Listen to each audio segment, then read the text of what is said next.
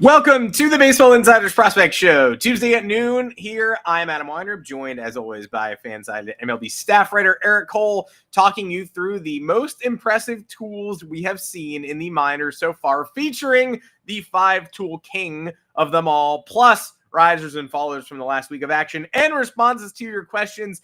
Thank you so much for joining us again on a Tuesday afternoon. I will be back here tomorrow, Wednesday at 1 and Friday at 3:30 Eastern with Robert Murray hosting the Baseball Insiders main feed. But today, Eric and I talking prospects, and a new week in minor league ball starts today. We're getting ahead of it. Eric, how you doing? I'm doing well. The minor leagues have been a lot of fun this year. It seems like there's kind of like weird timely promotions and like really exciting sort of players that are popping up. And the guys who we want to be good because they're fun to watch when they're good have been pretty good. And of those that haven't, there's still been some kind of interesting storylines there. So it's been a lot of fun. Other than that, just like doing the work thing, same as you. So, I'm just kind of glad to be talking about minor league baseball with you. Yeah, a lot going on in the regular baseball world. May, a much more fun month than April. Typically, we are excited to transition into it, but let's get going today. We're talking tools specifically. You can join us if you aren't already in the Discord by hitting the join button below this video after you've subscribed. You can join at the Rumor Mill tier or the All-Star tier. We've got private Q&As with Robert Murray in that Rumor Mill tier at 3 o'clock on Thursdays Eastern time. But talk to Robert and I between shows. Talk to Eric and I between shows. Ask Eric prospect questions. Tag him in. He is in there. You should subscribe to the Moonshot if you have not. That is our weekly baseball email newsletter where the Fansided MLB team, including Robert Murray, break down all the biggest stories in the big leagues with humor, insight, and behind-the-scenes info. You can also find our content on the Baseball Insiders feed on fansided.com. That is fansided.com/baseball-insiders. For the latest rumors and notes from Robert, humor and insight from yours truly, City Connect content, the White Sox, I don't know what you're doing, and the best of baseball and pop culture from the Fansided MLB staff writer, so check it out. Actually, I'll take that back. I know exactly what the White Sox are doing. They are reprinting Bulls jerseys. They're just doing something boring. I know what they're doing, and I think it sucks. But let's talk about something that doesn't suck at all, I don't think. The best individual tools we have seen in the minors this year. And Eric, this is sort of a scouting breakdown. I think the one thing that maybe is a little bit unclear to some is the difference between hit and power, given that so much of the modern game is focused on power. Like, what's the point of hitting if you're not hitting for power? But hit tool specifically, you've separated off a player who you feel like has displayed the best talent in that regard, getting bat on ball, just pure hitting down in the minors to start the year. And it's someone who has gotten some major league chances and maybe has been a little bit more disappointing than we thought, has not gotten the runway to prove themselves. Yeah, hit tools are funny, right? Because like a guy with a lower, let's say like a 50 hit tool, but if he hits for power, he's probably going to end up being more valuable than a guy with a 60 hit tool, but that has below average power, right? So I don't want to ascribe like overall player value here when it comes to hit tool. I'm also don't want to like just sort minor league stats by highest average and just picking those guys in terms of this is the best hit tool. This is a combination of kind of previous scouting reports as well as kind of looking at the results from this year and kind of trying to create a picture. And for me, the answer is Jordan Lawlar. Again, a lot of prospect fatigue around Lawlar. It's not overly fair because he was hurt for most of last year. He had a thumb issue and he had a hamstring issue. He didn't play all that much. Obviously, his first look in 2023 in big leagues didn't go particularly well, but that was a really aggressive promotion for back then. And he's still top 10, top 20 prospect in baseball, but people have kind of forgotten about him. But right now he's hitting 356, having one of his better years at the plate. I suspect that Arizona is going to be bringing him back up relatively soon. Again, I think it was just a lot of the injuries and stuff from last year that just kind of people started forgetting about him. And also, as soon as the guy debuts once, it just seems like if they don't immediately like shoot the stardom, that they are just written off as like they're washed, they're busts. And I just don't think that's the case with Lawlar. The guy can hit. He does also hit for power. There's multiple tools there, but I wouldn't necessarily call his power tool like something that carries him. But his ability to put bat on ball as well as his defensive ability should have Diamondbacks fans at least very excited. Agreed, and prospect fatigue to the extreme, and I've been dealing with this with Jason Dominguez for years. Jordan Lawlar is 22 years old. He turns 23 around the time the Futures game happens this summer, and he will be there unless he's in the bigs with the Diamondbacks, which, like you said, I expect him to be. 4 for 31 at the big league level, plus injury trouble will do that to someone. I think a lot of people – he had a hilarious MLB debut where I think people thought he was going to be the linchpin to a playoff run, like – when teams do that thing where they like are about to embark on a postseason. Jackson Jobe last year, they're like, well, guess what? We got one more trick up our sleeve. It's our number one prospect. Everybody cowers in their boots, and then he goes on to basically be a non-factor. And honestly, Jobe, too, didn't do much last year. So it's weird when somebody gets that, heroic intro followed by sort of a whimper and a sputter. You forget they exist. Lawler's last season, the absence there, the 23 total minor league games, basically just getting back up to speed, though he did hit 367 when he got to Reno in 12 games. Easy to forget him. Now it's becoming a little bit harder. And I want to toss to your power tool because this is a player who I don't want to forget about, and I've had a hard time myself figuring out this person's ceiling, and somebody we have talked about on the show before. Well, Spencer Jones' ceiling is an all-star outfielder that would make the Yankees probably have the best outfield in baseball. But obviously, Spencer Jones is my choice here. If you wanted to make the argument to me that Nick Kurtz was a better power hitting prospect before he was promoted, I would accept that. That's perfectly fine. We've talked to Kurtz a lot on this podcast and in written form before. I kind of wanted to go to a slightly different name. And I could also be convinced, just based purely on like scouting evaluations and all that and projection, that Jack Caglianone should also be in the conversation, right? But I decided to go with Spencer Jones for a few reasons. One, he has shown a consistent ability, whether despite his other flaws, he will hit home runs. And he will steal bases too. He's kind of just a physical freak of nature. But with that larger build comes some vulnerability to striking out. And unfortunately, the last couple years, he's been striking out a lot more than you'd like. But in terms of just pure power, at some point you can't teach it. There are guys who can get better leverage in their swings, get the bat to the ball with a different path, and that would allow it to kind of loft balls more. But there's only so much you can do. Once you get to that 108 to 112 mile an hour, like exit velocity sort of situation, you kind of just have to have the physical ability or you don't. And Spencer absolutely has it. I'm a little bit concerned about the hit tool overall, but in terms of pure power and like what he's capable of doing, again, he's kind of my guy. You can make an argument for a Roman Anthony or some of the other guys who are just like kind of pure mashers but can't really do much else. But for me, it's kind of getting the most extra base power and the most home run power consistently. And for me, that's Spencer. Spencer is interesting because, again, you are talking peak Joey Gallo if it all clicks, but you're also talking one of the hardest packages to click overall. So it's not surprising that Yankee fans, I mean, you want to talk about prospect fatigue. This is a guy that was held out of high-profile trade talks all last offseason, which automatically leads, if fans aren't already in that bucket, that's when it starts like, okay, we're not going to trade this guy. He better be something special. And then when the year that follows is middling and doesn't move past AA, you get prospect fatigue squared or cubed because people are just sitting there saying, I don't understand. We sat on this guy. We deflated his value. Why did we do this? This year, he is showing you that the power tool is legitimate. And like Eric said, some believe, including Eric, that it is the best in the minors. So, plus add the athleticism in center field, add the base running. The ceiling is, like Michael Jordan said, the ceiling is the roof. And I don't even know what it means, but it's applicable here. Hopefully we get a chance to watch him at AAA at some point soon so that we can speak to the broader fan base and Yankee fans and MLB fans and say we learned something rather than we just learned that this guy with an extreme power tool can dominate AA. Now, in the speed department, I don't want to be too hyperbolic, and we've seen it in a big league cameo, but perhaps my favorite prospect in baseball, just from a fun perspective. This is not a profile that works in Major League Baseball very often, but I think this guy has a chance. I know this is not logically consistent because, like, if we're talking about people who are already promoted and we were not willing to talk about Nick Kurtz, we should be talking about Chandler Simpson, but it's just no other name just feels right here. You know what I mean? There are other really fast guys in baseball. You look at guys like, Esteury Ruiz, and just there are some really just kind of guys who are burners that have top end speed and who are fun. But Simpson's the one guy who's like, I am one of the fastest people in baseball, and it is going to be the focus of my game. I'm going to be trying to hit slow rollers up the line because I can beat them out. I can bunt. I can steal 100 bases a year, and that's not hyperbole. In 2023, 94 stolen bases. In 2024, 104 stolen bases. There's just not, in terms of speed as a tool that is actually being used. There are guys who are like probably as fast, sprint speed wise, as Chandler Simpson, but there's not another player in Major League or minor league baseball that has lean into their tool more and also has the tool to actually make this worthwhile than Chandler Simpson. He's a unicorn. I really hope he does well. My suspicion is that, maybe he doesn't, the total lack of power and better defenders, especially in the infield, might suppress his value a bit, but I think he's going to be very fun to watch. I'm with you. He's just, whenever he's on base, just strap in because he might steal 2 or 3.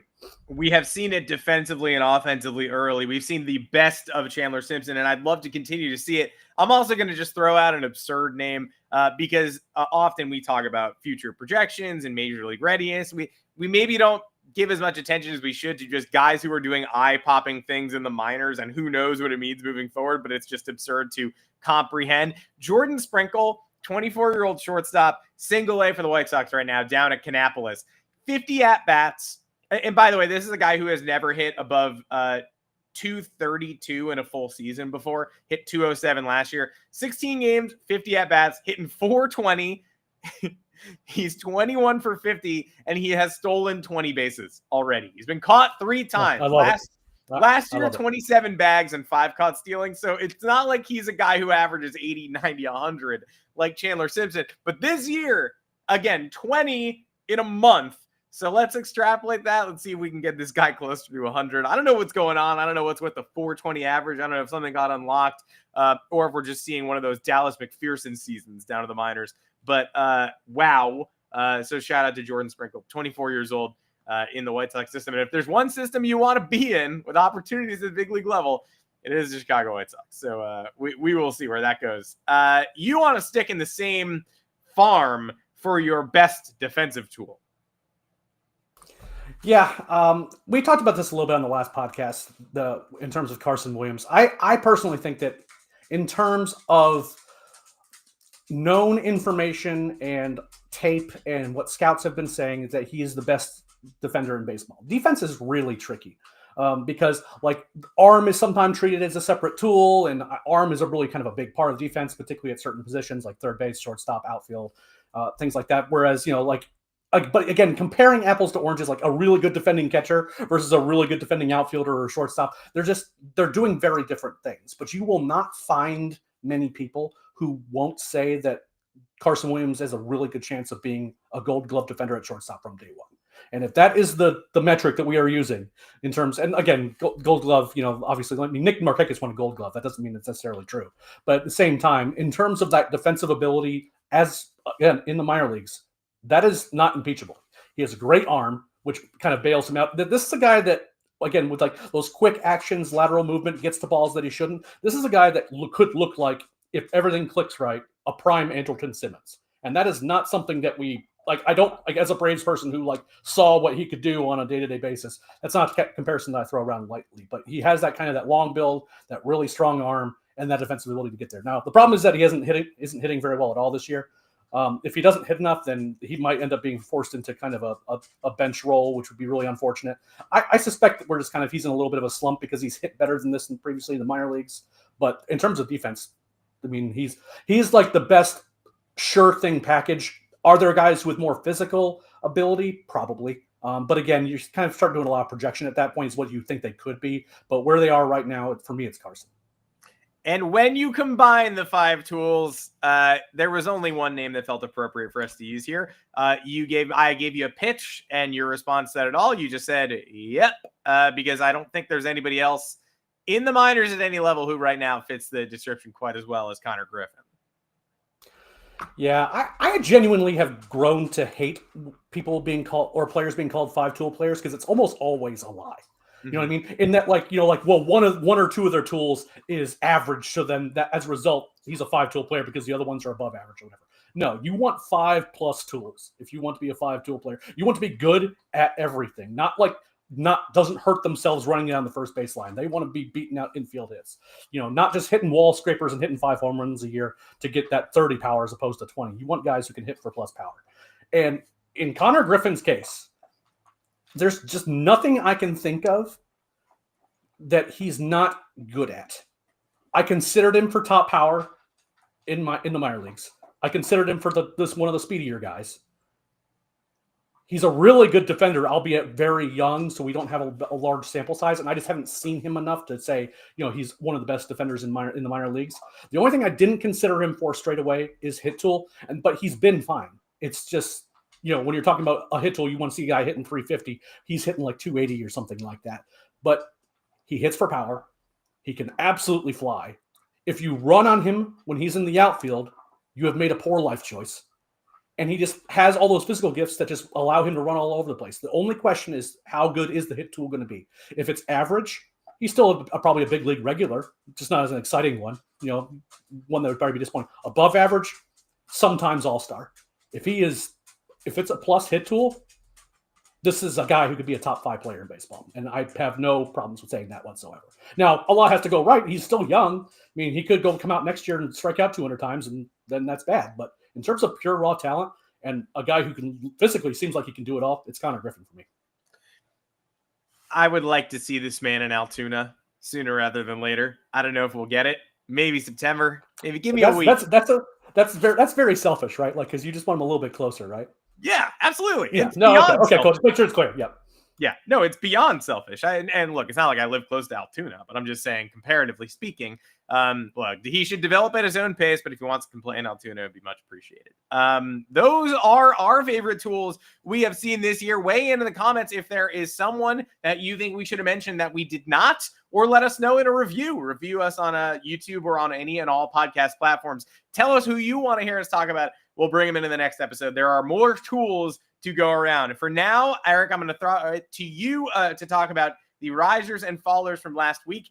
And in the risers department, there is a player who we have gotten plenty of questions about in the past in the San Diego Padres system about the pace at which he is moving and whatnot. And it's hard to ignore his past week of activity.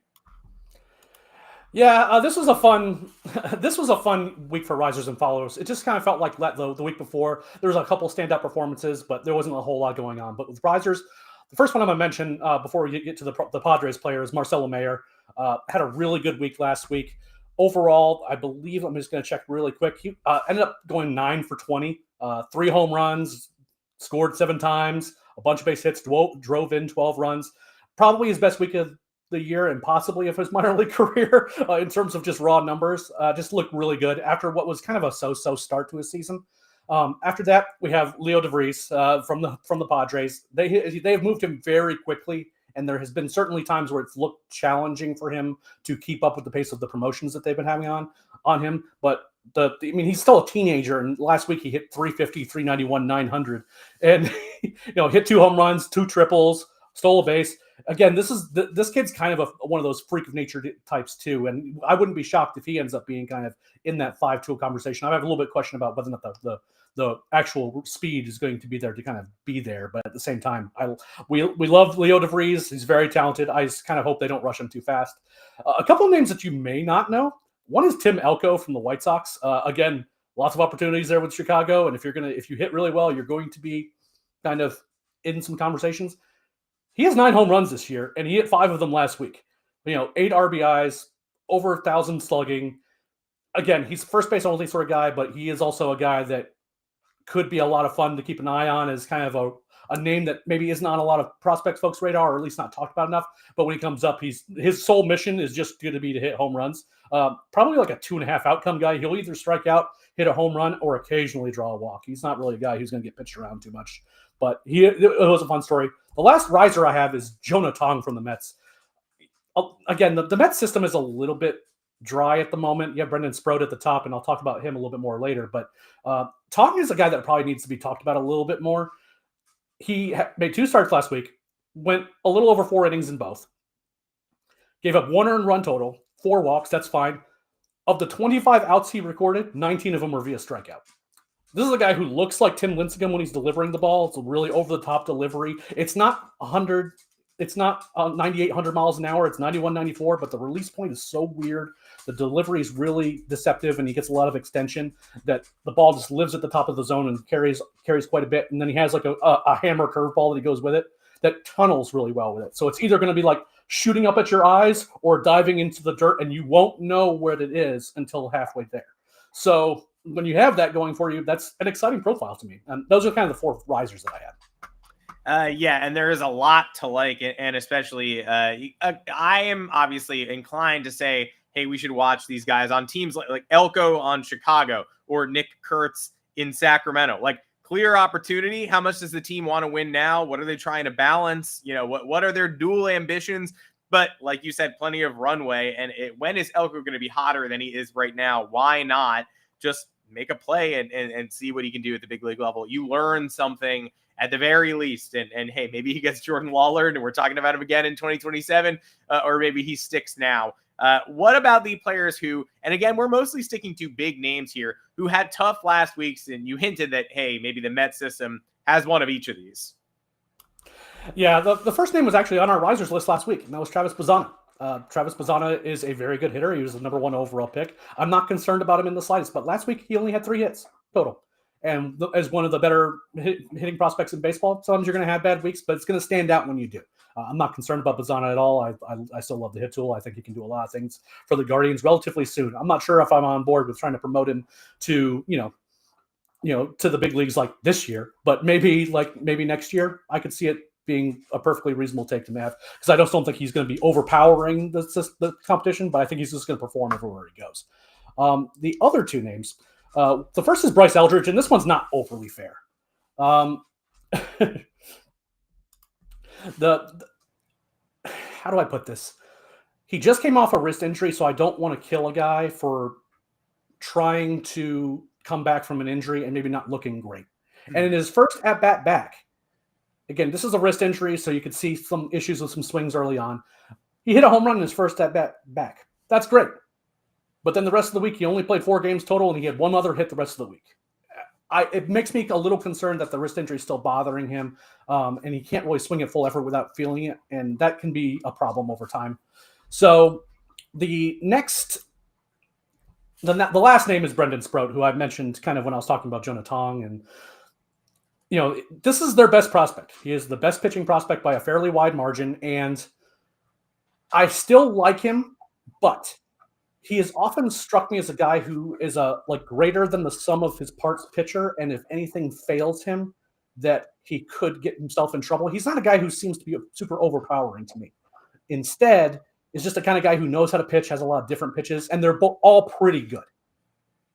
But this year, as he's kind of climbed the ladder, he's already had 2 bad starts. His first start was not good. No one cares about someone's first start. It's just kind of about getting back out there.